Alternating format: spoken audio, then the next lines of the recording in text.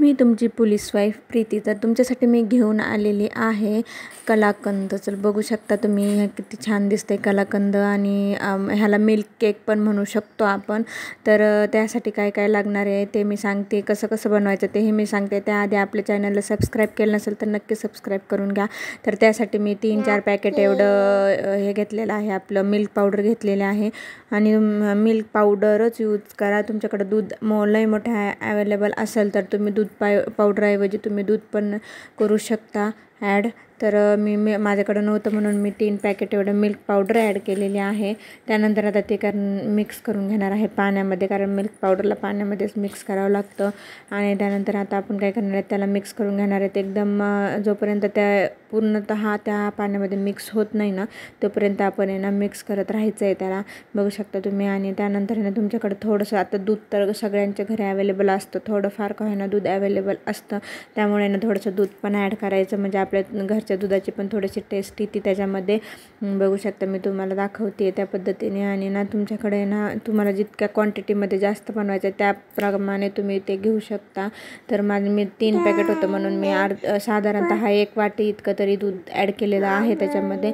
त्यानंतर मी एक साईडला आहे ना कढई तापायला ठेवलेली आहे. आणि आता आपण काय करणार आहे, तर हे जे मिक्स केलेलं आहे ना त्या कढईमध्ये ना ओतून घेणार आहोत, बघू शकता तुम्ही अशा पद्धतीने. आणि ना ओतून घ्यायचं. आणि जवळपास मला वाटतं आय थिंक 10-15 मिनटं तरी लागतात ते दूध बॉईल होऊन घट्ट होण्यासाठी. तर अशा पद्धतीने कंटिन्युअसली हलवत राहायचं आहे आपण, त्याला हलवत राहणार आहेत. त्यानंतर आपण काय करूया, एका साईडला ना लगेच दुधामध्ये ना मिक्स करण्यासाठी ना लिंबू वगैरे ना त्याचं रस काढून घ्यायचा आहे. आणि मी लिंबाचा रस काढून घेतलेला आहे एका साईडला, बघू शकता. आणि आपण काय करणार, तुमच्याकडे व्हिनेगर अवेलेबल असेल तर तुम्ही ते पण ॲड करू शकता. माझ्याकडं नव्हतं म्हणून मग मी त्याच्यामध्ये ना लिंबू ॲड केलेला आहे.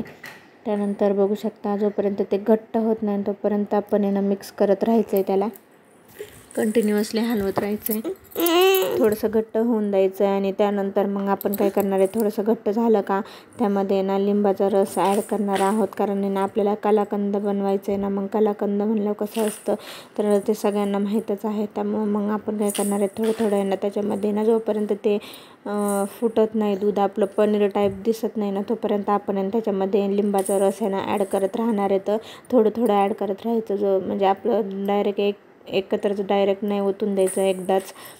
कसं होतं, कारण कधी कधी ना लवकर फुटतो ना, मग म्हणजे थोडं थोडं ह्याच्यातच जर फुटत असेल ना तर जास्त लिंबू पाणी पण यूज करायची गरज पडणार नाही आपल्याला.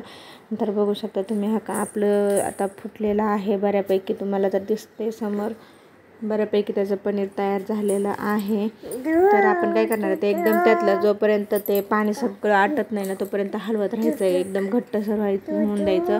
आणि त्यानंतर ना आपण काय केलेलं आहे त्याच्यामध्ये ना विलायची पावडर पण ॲड केलेली आहे. तुम्ही तुमच्याकडे असेल तर टाकू शकता, ज्याला आवडत नाही त्यांनी नाही टाकलं तरी चालेल. तर मी विलायची पावडर टाकून घेतलेली आहे त्याच्यामध्ये, बघू शकता तुम्ही. आणि हे बघा आता ना पाणी आणि हे दिसायला लागलेलं आहे. तर अशा पद्धतीने ना पूर्ण पाणी ना मिक्स करून घ्यायचं, म्हणजे सगळं आटून घ्यायचं आहे त्याच्यामध्ये. हे बघा अशा पद्धतीने पूर्ण हलवत राहायचा कंटिन्युअसली हलवत राहायचं आहे. मी बऱ्याच वेळा सांगितलेलं आहे. हे बघा आता तुम्हाला तर दिसत आहे व्हिडिओमध्ये आपलं बऱ्यापैकी पाणी ना आटलेलं आहे. आणि आता आपण काय करणार आहे, तर ह्या कंडिशनमध्ये ना आपण ना त्याच्यामध्ये ना शुगर ॲड करणार आहोत. तर मी साधारणतः 2-3 चमचे तरी टाकलेले आहेत. सेरेलॅकमधले चमचे असतात ना आपण तेच यूज करतो, कारण ज्यांच्या घरी लहान लेकरं आहेत ना ते चमचे फेकून देत नाही, नक्की 100% यूज करतात हे चमचे. आणि त्यानंतर मी 3 चमचे इतके तरी त्याच्यामध्ये ॲड केलेलं आहे. त्यानंतर कंटिन्युअसली हलवत राहायचं आहे, त्याला कंटिन्युअसली हलवत राहायचं आहे जोपर्यंत जे साखर टाकलेली होती ना त्याचं पण पाणी होत नाही ना तोपर्यंत तरी ते ना कंटिन्युअसली हलवत राहायचं आहे आपल्याला ते.